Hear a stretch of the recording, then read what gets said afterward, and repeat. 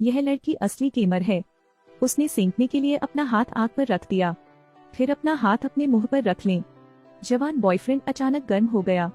ओलिया ने मतवेई को बताया कि उसके जैविक पिता ने उसके साथ बलात्कार किया था। क्या आप उसे मारने में मेरी मदद कर सकते हैं? मतवेई अपने भाभी ससुर से मिलने के लिए हथौड़ा ले गया। मुलाकात से पहले वह अपने शरीर को गर्माहट देने के लिए व्यायाम करना नहीं भूले। आंद्रेई भी औसत नहीं है। जैसे ही उसने आवाज लगाई तो सामने वाला कुत्ता भी डर गया। ठीक उसी समय आदमी ने कहा, एक मैकेनिक के रूप में मेरे लिए अपने साथ हथौड़ा रखना भी तर्कसंगत है ना? फिर दोनों बातें करने बैठ गए। मतवेई का कहना है कि वह उनकी बेटी की प्रेमिका है। आंद्रेई का कहना है कि वह एक पुलिसकर्मी है। बाहर से तो यह सामान्य दिखता है, लेकिन अंदर से यह जानलेवा है। सौभाग्य से आंद्रेई की पत्नी खाना लेकर आई। मतवेई को थोड़ा अजीब लगा और वह हथौड़ा लेकर वहाँ से चला गया। लेकिन जब वह पीछे मुड़ा तो उसने देखा कि आंद्रेई उस पर बंदूक तान रहा है। वह आगे बढ़ने का अवसर पाकर उसके चेहरे पर बार बार मुक्का मारता रहा। आंद्रेई ने बिजली का तार पकड़ लिया और उसे झटका दिया। मतवेई का सिर बुकशेल्फ पर जोर से लगा। जैसे ही वह फर्श पर इधर उधर घूमने लगा, आंद्रेई ने टेलीविजन उठा लिया। जब वह गिरने ही वाला था तो गलती से उसे पीछे खींच लिया गया। टीवी केबल ने मतवेई की जान बचाई, लेकिन वह तुरंत दीवार से चिपक गया। आंद्रेई ने उसे बाहर निकाला। दोनों व्यक्ति सोफे पर संघर्ष कर रहे थे। वे एक दूसरे को घृणा की दृष्टि से देखते थे। मतवेई ने बंदूक चुराने की कोशिश की, लेकिन उसे वापस खींच लिया गया। उसने अपना हथौड़ा उठाया और उसके चेहरे पर दे मारा। आप भगवान हैं, उन्होंने अपने परिवार के सभी उत्पादों को बर्बाद कर दिया है। आंद्रेई ने गुस्से में उसे फेंक दिया। टेबल टॉप टूट गया है। फिर उसने जबरदस्ती टीवी मतवेई पर फेंक दिया। जब वह उठा तो उसने खुद को बाथरूम में बंधा हुआ पाया। मतवेई ने आंद्रेई और उसकी पत्नी को पैसे इकट्ठा करते देखा। उसने अचानक अपना सिर घुमा लिया। मतवेई ने तुरंत लेटने का नाटक किया। यह देखकर कि वह बेहोश है, आंद्रेई संतुष्ट हो गया और उसने दरवाजा बंद कर दिया। वह भागने में मदद के लिए उपकरण ढूंढने के लिए खड़ा हो गया। पानी के पाइप में गिरे हेयरपिन को ढूंढना मुश्किल था, धूल से भरा हुआ, लेकिन उसने फिर भी अपनी आंखें बंद कर ली, एक गहरी सांस ली और उसे अपनी जीप से उठाया। यह याद करते हुए कि मैं हथकड़ियों के साथ शरारत करता था, आप कभी सफल नहीं हुए, क्योंकि यह एक आयातित उत्पाद है। शोर ने आंद्रेई का ध्यान खींचा। बेशक पिटाई हो रही है। उन्होंने ड्रिल प्रेस ली और यहाँ आने का उद्देश्य पूछा, क्योंकि यह बहुत दर्दनाक था। उसने पूरी कहानी बताई। अभी कुछ समय पहले मतवेई की मुलाकात एक लड़की से हुई। उसने कहा कि उसके पिता ने एक बार अपनी बेटी के साथ बलात्कार किया था और वह उससे बदला लेने के लिए कहना चाहती थी। आंद्रेई बहुत संदिग्ध लग रहे थे। हालांकि उनका स्वभाव गर्म है, फिर भी उन्होंने कभी ऐसा कुछ नहीं किया। वह सोचता है कि मतवेई एक हत्यारा है। आखिरकार वह स्वयं एक पुलिसकर्मी था और उसके दुश्मन असंख्य थे। जो लोग उसकी जान लेना चाहते हैं, उनकी गिनती नहीं की जा सकती। इसे ध्यान में रखते हुए आंद्रेई को पता था कि यह इतना आसान नहीं था, इसलिए उन्होंने अपने साथी येवगेनिक को बुलाया।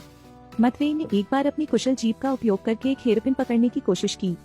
कई बार जांच के नतीजे आने के बाद भी हथकड़ी नहीं खुल पाती। हथकड़ी हटाने के लिए उसने तुरंत अपने हाथों पर शावर जेल रगड़ा। फिर उसने आंद्रेई पर बंदूक तान दी, जो बेहद हतप्रभ था, और कहा कि उसने कभी किसी लड़की के साथ ऐसा नहीं किया। बोलते बोलते उसने उसे फोन भी किया, लेकिन बेटी को समझ नहीं आया कि क्या हो रहा है। वह कहती है कि वह मतवेई को नहीं जानती। यह सोचकर कि उसे धोखा दिया गया है, उसने निराशा में अपनी बंदूक नीचे कर ली। आंद्रेई ने मौका पाकर बंदूक वापस छीन ली और गला घोंटकर उसकी हत्या कर दी। जिस टीम के साथी को फोन आया वह तुरंत आंद्रेई के घर गया। वह सिर्फ एक बुरा आदमी नहीं है। उससे कुछ समय पहले येवगेनिच और आंद्रेई ने अमीर आदमी को मार डाला था। उन्होंने कहा कि वह अपनी जान देकर इसकी कीमत चुका सकते हैं। दोनों को हत्या के लिए नियमित रूप से धन मिलता है। इसके अलावा इस बार यह संख्या कम नहीं है। येवगेनिक की पत्नी के इलाज के लिए बस इतना पैसे मिलने के बाद उसने अमीर आदमी से झूठ बोला कि उसने पैसे नहीं दिए। बाद में येवगेनिच की पत्नी की मृत्यु हो गई क्योंकि इलाज के लिए पैसे नहीं थे। उसने सारा दोष अमीर आदमी पर डाल दिया। येवगेनिक को आंद्रेई पर बिल्कुल भी संदेह नहीं था। मतवेई के शव को ठिकाने लगाने में उत्साहपूर्वक उसकी मदद की। दोनों ने उसे उठाया, लेकिन येवगेनिक फिसल गया। मतवेई वापस जीवित हो गया। पता चला कि वह इंसान नहीं है। जब वह बच्चा था, जब वह अपने दोस्तों के साथ खेल रहा था, तो उसका दिल 12 मिनट के लिए धड़कना बंद हो गया था, लेकिन फिर भी चमत्कारिक रूप से पुनर्जीवित हो गया। येवगेनिक परेशान था और उसने अंदर घुसने के लिए मुकदमा चलाने के लिए कहा। मतवेई ने फुसफुसाकर कहा कि दराजों में बहुत सारा पैसा छिपा है। येवगेनिक ने यह सुना, तुरंत सब कुछ समझ गया। पता चला कि आपने मेरी पत्नी के इलाज का सारा पैसा निगल लिया। आंद्रेई भी पुराने जमाने के बहाने हैं। आपकी पत्नी को असाध्य रोग है, वह कैसे ठीक होगा? मैं सिर्फ आपके पैसे बचा रहा हूँ। उसके बाद आप जीवन भर उस पैसे को लेते हैं। उसकी बात सुनकर येवगेनी क्रोधित हो गया। क्या तुम सचमुच मुझे मूर्ख समझते हो? हालांकि मैं एक अच्छा इंसान नहीं हूँ, फिर भी मैं अपनी पत्नी से बहुत प्यार करता हूँ। जैसे ही वह बोला, येवगेनिक ने अपनी बंदूक निकाली और आंद्रेई को खत्म कर दिया। नहीं, वह हारे। उसी समय आंद्रेई की बेटी लौट आई और येवगेनिक का ध्यान भटक गया। धमाके के साथ वह फर्श पर गिर गया। येवगेनिक ने लगातार बड़बड़ाते हुए दर्द सहा। मुझे अपनी पत्नी से प्यार है। मैं अब अपनी पत्नी से मिलने जा सकता हूँ। यह अज्ञात है कि आंद्रेई की अंतरात्मा जाग उठी या नहीं। उनके हाथ अपने साथियों के घावों पर मजबूती से टिके हुए थे। येवगेनिक अपनी पत्नी की तस्वीर लिए हुए हैं और लगातार खूबसूरत अतीत को याद कर रहे हैं। कुछ ही देर बाद उसकी सांसें पूरी तरह बंद हो गईं। उधर आंद्रेई ने अपनी बेटी पर बंदूक तान दी। एक पिता ऐसा कैसे कर सकता है? उसने उससे पूछा कि क्या वह अपने बगल वाले आदमी को जानती है, और चेतावनी, यदि आप उसके लिए कहते हैं तो उसे तुरंत एक मौका दें। उसने देखा कि उसके पिता मजाक नहीं कर रहे थे, कारण बताने में झिझक रहे थे।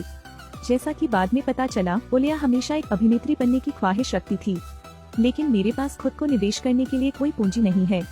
कोई अन्य विकल्प न होने पर उसे अंशकालिक काम करने के लिए बाद में जाना पड़ा। लेकिन चूंकि उसने अपनी नौकरी बहुत ज्यादा छोड़ दी थी, इसलिए उसके वरिष्ठ अधिकारी ओलिया को नौकरी से निकालना चाहते थे। फिर उन्होंने कहा कि वह त्रुटि को ठीक करने के लिए अपने शरीर का उपयोग कर सकते हैं। वह काम करने गई थी, अपना शरीर बेचने नहीं, इसलिए वह नहीं मानी।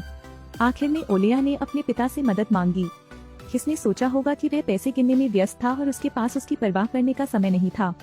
गुस्से में ओलिया ने झूठ बोला और मतवेई से कहा कि वह उसके पिता को मार डाले। ऐसे में ओलिया उस पैसे पर एकाधिकार जमा सकती है। यह सुनकर आंद्रेई का दिल नरम हो गया और उसने अपनी बेटी को कुछ पैसे दिए। दोनों ने एक दूसरे के साथ इस शर्त पर एक समझौते पर हस्ताक्षर किए कि मतवेई मर जाएगा। ओलिया खुशी से कमरे में भाग गई, लेकिन यह पता चलने पर कि उसकी मां ने आत्महत्या कर ली है, आंद्रेई चाकू से रस्सी काटने के लिए दौड़ा। पिता और पुत्र को नहीं पता था कि इसे कैसे संभालना है। अचानक दरवाजे की घंटी बजी। मतवेई ने सोचा कि उद्धारकर्ता आ गया है और उसने दरवाजा खोलने के लिए जल्दबाजी की। अप्रत्याशित रूप से आंद्रेई ने उसका मुंह बंद करके उसे पकड़ लिया, और जो लड़की कभी मतवेई के साथ सोई थी, उसने बेरहमी से चाकू मारकर उसकी हत्या कर दी। फिर उसने दरवाजा खोलने का नाटक किया। ओला का कहना है कि वह पुलिस अधिकारी आंद्रेई की बेटी है और उन्हें दूर भेज देती है। जब वह वापस लौटी तो उसने देखा कि यह दृश्य दिखावा कर रहा था कि उसकी पत्नी और टीम के साथ ही शराब पी रहे थे और परेशानी पैदा कर रहे थे। वे एक दूसरे को मारते हैं। उन्होंने यह भी कहा कि अगर उन्होंने ऐसा किया तो पुलिस को निश्चित तौर पर पता नहीं चलेगा। यह सुनकर ओलिया से रहा नहीं गया। मेरी जैविक माँ की मृत्यु हो गई, लेकिन मेरे पिता को बिल्कुल भी दर्द नहीं हुआ। यहाँ तक कि जिम्मेदारी से बचने के उपाय भी सोच रहे हैं। इसलिए गुस्से में आकर उसने बंदूक उठाई और अपने पिता की गोली मारकर हत्या कर दी। जब ओलिया खुश होती है क्योंकि वह संपत्ति पर एकाधिकार कर सकती है। कुछ सेकंड बाद वह भी फर्श पर थी। जैसा कि बाद में पता चला, आंद्रेई ने अपनी बेटी को मारने के लिए अपनी आखिरी ताकत का इस्तेमाल किया। अंत में केवल मतवेई ही जीवित बचे। इस बार उसने सफलतापूर्वक चाबी ढूंढ ली और वहां से भाग निकला। यह एक रूसी कोर फिल्म है।